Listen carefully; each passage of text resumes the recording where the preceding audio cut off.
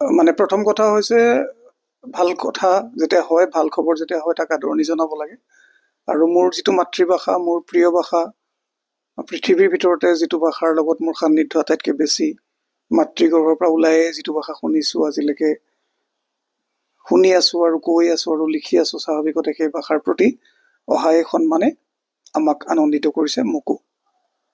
এতিয়া হ'ল যে কি ক'ব বুলি যিহেতু সুধিছে, নিশ্চয় মোৰ পৰা এটা শব্দতে হয় নহয়, ভাল পাইছে নে বেয়া পাইছে, উত্তৰটো তেনেকুৱা কাৰো নহ'ব।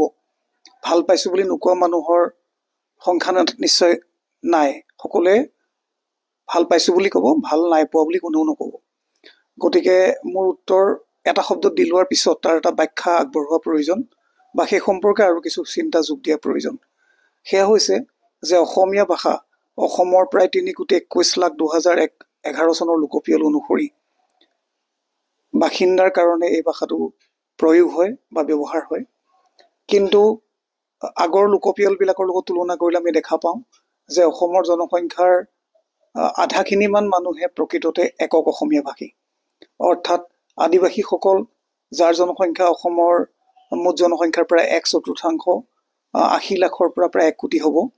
তেখেতসকলৰ নিজা আৰু ভাষা আছে, বাগিচাত চাদ্ৰী ভাষা বা চাদানী যিয়ে নকয়, তেনেকুৱা এটা বাগিচাৰ উমৈহতীয়া ভাষাৰ উপৰিও তেওঁলোকৰ মুণ্ডাৰী, চাওতালী, কুৰুখ, উৰিয়া, কুৰ্মালী, হৌ, এনেকুৱা আৰু বহু ভাষা, কুই ভাষা, এনেকুৱা বহু ভাষা তেওঁলোকে ঘৰতো কয়। তৃতীয় ভাষাহে অসমীয়া।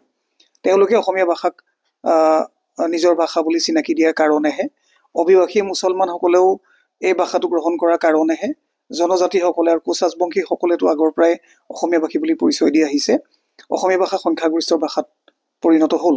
কিন্তু প্ৰকৃতাৰ্থত একক অসমীয়া ভাষীৰ সংখ্যা 1/3তকৈ বেছি নহয়, 1 কোটি কিবা এটা হ'ব। গতিকে এইসকল মানুহৰ ভিতৰতো আজি আমি দৈনিক বাতৰি কাকতৰ প্ৰচলন যদি চাওঁ, অত্যন্ত হতাশাজনক। এই বাতৰি কাকত গোষ্ঠীবিলাকে যিমানেই পৰিসংখ্যা নকওক লাগিলে, প্ৰকৃতাৰ্থত 10-20 হাজাৰ কপিহে বেছিভাগ কাকতৰ চলি আছে। আজি যদি আমি অসমীয়া সাহিত্য আলোচনীবিলাকৰ ফালে চাওঁ, সাতসৰী, গৰিয়সী আদি প্ৰকাশ যি আছে, ভিতৰ মহলৰ খবৰ অনুসৰি তেওঁলোকৰ প্ৰচলন অত্যন্ত কম। মই নিজে বহু বাতৰি কাকত, বিশেষকৈ বহু আলোচনীৰ লগত জড়িত, যোৱা 40-45 বছৰ সম্পাদনাও কৰি আছোঁ কেইবাখনো। এতিয়ালৈকে জীয়াই থকা শ্ৰেণী সংগ্ৰাম বুলি আলোচনী এখনো মই 21 বছৰতকৈ বেছি সম্পাদনাই কৰিছোঁ। সেইবিলাকৰ প্ৰচলন বহু কম। আৰু এটা কথা মই প্ৰশ্ন হিচাপে ওলোটাই উত্থাপন কৰিব খোজোঁ। মই এটা আকৃতি দেখাইছোঁ, আপোনালোকে নিশ্চয় বুজি পাইছে। এটা পিৰামিডৰ আকৃতি মই দেখাব বিচাৰিছোঁ, যে এটা পিৰামিড কিমান ওখ, সেইটো তাৰ এটা কৃতিত্বৰ বা সাফল্যৰ নিশ্চয় এটা প্ৰমাণ হ'ব যে এই পিৰামিডটো 10,000 মিটাৰ ওখ, 5,000 মিটাৰ ওখ বা বহুত ওখ। গতিকে আমি ইমান চূড়ান্ত উচ্চতালৈ যি উন্নীত হৈছে তাক আমি বাহবা দিব লাগিব, হয় কথাটো। কিন্তু মই লগত এটা প্ৰশ্ন কৰিব খুজিছোঁ যে পিৰামিডটো যদি তাৰ ভেটিটো যেতিয়ালৈকে বহল নহ'ব, তেতিয়ালৈকে পিৰামিডটোৰ স্থায়িত্ব কিন্তু নিশ্চিত নহ'ব। পিৰামিডটো যদি মই দেখুৱাইছোঁ, আপোনালোকে মন কৰিছে, তাৰ ভেটিটো যদি সংকুচিত হৈ গৈ থাকে আৰু অৱশেষত যদি সি আৰু সংকুচিত হৈ যায়, তেতিয়াহ'লে তাৰ স্থায়িত্বৰ নিশ্চয়তা থাকিব জানো? অসমীয়া ভাষা 3 কোটি মানুহে ক'ব লাগে বুলি ধৰি ল'লোঁ যদিও 3,21,11 চনৰ লোকপিয়ল অনুসৰি প্ৰকৃতাৰ্থত 1 কোটিমান মানুহে ঘৰত সদায় কৈ থাকে। কিন্তু এই সকলৰ ভিতৰত মধ্যবিত্তসকলৰ পৰৱৰ্তী প্ৰজন্ম ইংৰাজী মাধ্যমত পঢ়ি আছে বৰ্তমানে। আমাৰ বেছিভাগ মাক দেউতাকে এতিয়া এই বুলিও গৌৰৱ অনুভৱ কৰা দেখা যায় যে তেওঁলোকৰ ল'ৰা ছোৱালীয়ে মাতৃভাষা ভালকৈ নোৱাৰে। গতিকে এই মাতৃভাষা বিস্মৃত আমাৰ নতুন নাৰী আৰু নতুন পুৰুষসকলৰ কাৰণে আমি কেনেকৈ এই ধ্ৰুপদী সন্মানে সহায় কৰিব, এইটো এটা ডাঙৰ প্ৰশ্ন। য'ত বিশ্ববিদ্যালয়ত 1972 চনত এক আন্দোলন হৈছিলে, গুৱাহাটী বিশ্ববিদ্যালয়ত মাধ্যম আন্দোলন, য'ত অসমীয়া ভাষা একমাত্ৰ উচ্চ শিক্ষাৰ ভাষা বুলি কোৱাৰ কথা হৈছিলে। তাৰ 10 বছৰৰ ভিতৰত কাৰ্যকৰী কৰাৰ কথা হৈছিলে 82 চনত। 82 চনৰ পৰা এতিয়া আৰু 42 বছৰ কাটি যোৱাৰ পাছতো আজি অসমৰ কোনো বিশ্ববিদ্যালয়তো অসমীয়া মাধ্যম নাই।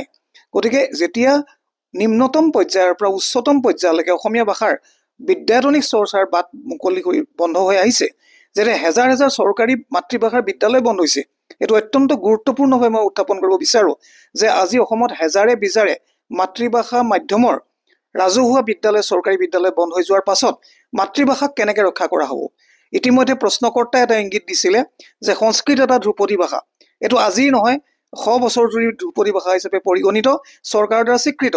কিন্তু ভাৰতবৰ্ষৰ 1% নালাগে, 0.001% মানুহেও য'ত সংস্কৃত নকয়, সংস্কৃতৰ অস্তিত্বৰ কোনো সম্ভাৱনাই য'ত নাই, তেনে ক্ষেত্ৰত ধ্ৰুপদী ভাষাৰ এইটো সন্মানে এটা ৰাজনৈতিক সন্মানত যাতে পৰ্যবেক্ষিত হৈ নাথাকে, সি যাতে এটা ভাষাৰ প্ৰতি কেৱল এটা আলংকাৰিক এটা সন্মানত যাতে সীমাবদ্ধ হৈ নাথাকে, তাৰ বাবে এইটো যিটো জৰুৰী আছিলে সেই কামটো কোনে কৰিব, মই প্ৰশ্নটো আজি তুলিব বিচাৰিছোঁ। বন্ধ হৈ যোৱা হেজাৰ বিজাৰ চৰকাৰী বিদ্যালয় মাতৃভাষা মাধ্যমৰ তাৰ দুৱাৰ কোনে খুলিব? তাত যে হুদুৱে বাঁহ লৈছে, তাত যে ভেটি তিতালাও গজিছে, তাত যে ৰঙা লাল বাতি যে জ্বলিছে, তাৰ পুনৰ খুলি মাতৃভাষা মাধ্যমত তাক কোনে পুনৰ সজাগ কোনে কৰি তুলিব?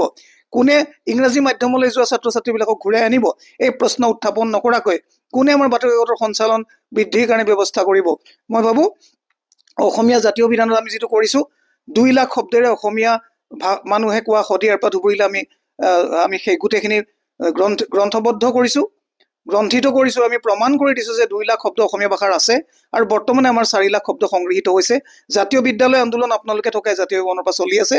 জাতীয় বিদ্যালয় আন্দোলনৰ সম্প্ৰসাৰণ ৰাজহুৱা ভিত্তিত, জাতীয় অভিধানৰ দৰে ৰাজহুৱা প্ৰচেষ্টা, য'ত এই ভাষাত সাধাৰণ মানুহে কোৱা প্ৰত্যেকটো শব্দ লাগিলে মৌখিক পৰ্যায়ত থাকক শদিয়াৰ পৰা ধুবুৰীলৈ, তাক গ্ৰন্থিতকৰণ, এই গোটেইবিলাক কাম নকৰাকৈ কেৱল ৰাজনৈতিক এটা ঘোষণাৰ জৰিয়তে ধ্ৰুপদী এই ভাষা ৰক্ষা নপৰিব।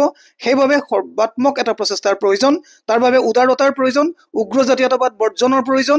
ভাষা আন্দোলনৰ সময়ত যি আমি দাদাগিৰি কৰিছিলোঁ, হাজাৰ হাজাৰ মানুহৰ মৃত্যু আৰু হত্যাৰ জৰিয়তে ভাবিছিলোঁ ভাষা নিগাজী হ'ব, নহ'লে এতিয়া গণতান্ত্ৰিকতাৰ প্ৰয়োজন আছে। গণতান্ত্ৰিকভাৱে সকলোকে সামৰি লৈ এই ভাষাৰ চৰ্চাৰ বাবে আগ্ৰহী কৰি তুলিব পাৰিলে আৰু বন্ধুত্বৰ দুহাত সম্প্ৰসাৰিত কৰিব পাৰিলেহে এই ভাষাৰ ভৱিষ্যত নিশ্চিত হ'ব, কেৱল ধ্ৰুপদী ভাষা ঘোষণাৰে নহয়।